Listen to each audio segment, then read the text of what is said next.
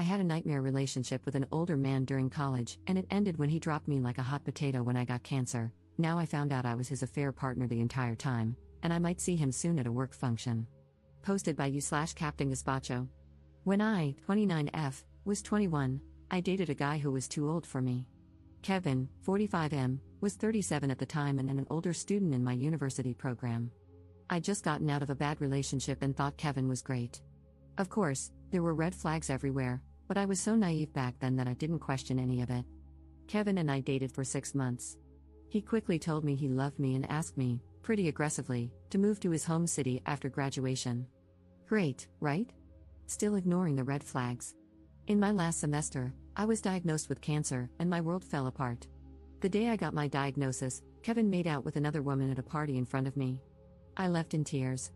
That night, he broke up with me via email, saying we weren't a good fit anymore because of my impending medical emergency.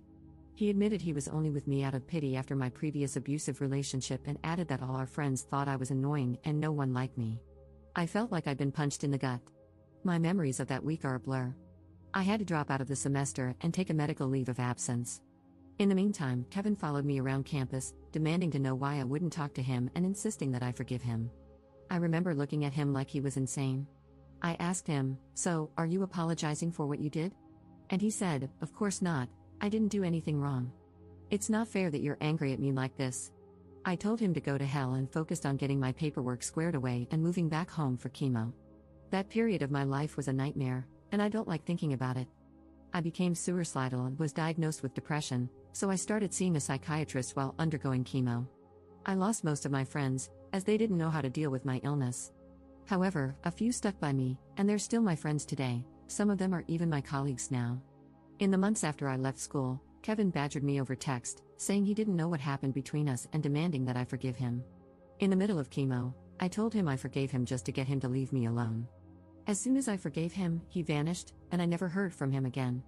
I blocked him on Facebook to ensure he couldn't come back into my life. Later that year, between chemo treatments, I met a strange woman at a university event off campus. I'd never seen her before and had no idea who she was. During dinner with a group of students and alumni, she talked about her fiancé. Can you guess who it was? Kevin, of course. I was confused because we'd only dated for a few months, which seemed too short to know someone before getting engaged. But when I asked how long they'd been together, she said something crazy like 3 years. I was in total shock, realizing Kevin had been having an affair with me and that our entire relationship was a lie. I left in a daze and cried in the parking lot. In hindsight, I should have warned her, but at the time, I was in shock, sick, and not interested in starting drama at a table full of strangers. I was also exhausted. Later, I thought about finding her on Facebook, but I didn't know her name and worried that saying something would invite more harassment from Kevin, so I let it go. The good news is that I'm still here and happily in remission. 2 years after leaving school, I finally felt human again and went back to finish my degree. By then, I was doing really well. I made new friends, completed therapy, and started my career. Life is totally different now. I'm well known in my field and have even been invited back to my university as a guest of honor. My professors want me to speak to students, and I'll have a chance to network with visiting alumni who are big names in my industry. It's an amazing opportunity, and I was really looking forward to it. The only problem is that Kevin is on the guest list, along with a woman who shares his last name, presumably his wife. When I saw their names, my heart sank. The guest list is small, with maybe 50 alumni, so we're bound to run into each other. I can't skip the event because it's important, and I already promised I'd be there. Plus, I don't want to avoid things out of fear of running into someone like him. How do I handle seeing Kevin again? Should I treat him like a stranger? What if he tries to hug me like we're old friends? That's something he would do. I also have no idea if I should say anything to his wife. I don't want to reopen this can of worms from my past. I'm losing sleep over this and don't know what to do. Commenter. You don't give him any attention, and you certainly don't approach the girlfriend, even though you'd like to share a few things. Ops response. The idea of approaching his wife gives me hives. The last thing I want to do is open this Pandora's box. I feel bad for her, though. Update 6 months later. Well, thanks for your feedback, everyone. I wanted to give you an update. Something I failed to mention in my last post is that my mom used to teach at my alma mater before she recently retired. She didn't know about my brief relationship with Kevin years ago. After writing my post, I decided to share everything that happened with her. Mom immediately got this weird look on her face and said she knew exactly who I was talking about because he used to teach in my department. She said, "I don't think Kevin will be a problem for you." When I asked why, she said, "Trust me, you'll see. That guy is kind of a loser."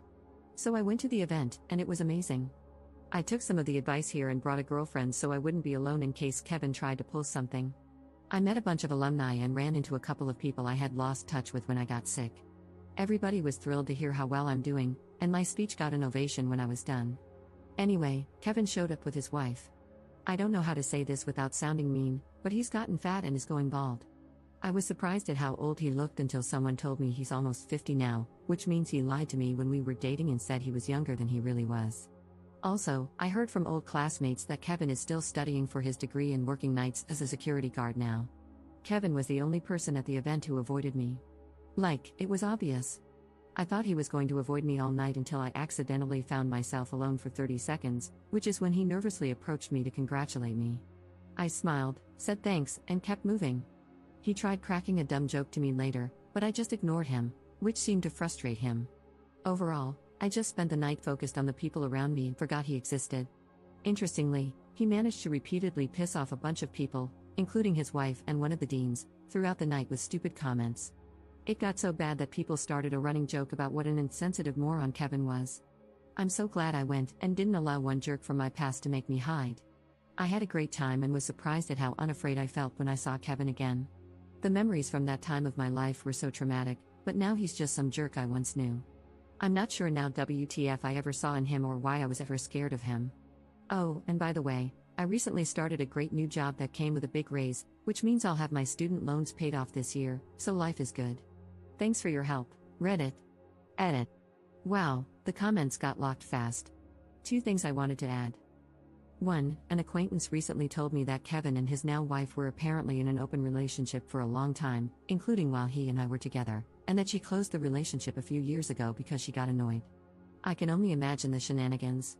I feel better knowing he didn't cheat on her, even though he still cheated on me, and, of course, he didn't tell me about his wife at all. Whatever, though. 2. My favorite part of the evening, I blocked Kevin on Facebook years ago, so he's had no updates on my life, including the fact that I go by my birth name now. In college, everybody called me by a nickname, but no one's used it in years. So all night, he kept calling me by this super old nickname. People kept looking at him like he was crazy and asking, "Why are you calling her that?" Kevin got super frustrated because he realized everybody was in on some joke he didn't understand. No one would clue him in, I guess. Commenter. Oh, this update gives me life. I'm so happy to hear about your success, congratulations and well done. I'm so glad you are finally able to move on from this idiot. You are clearly 2 very different people. Ops response. It's so obvious now that the only reason we were ever together was that I was young and naive. Now that I'm almost 30, he doesn't make any sense to me. It's so weird and creepy.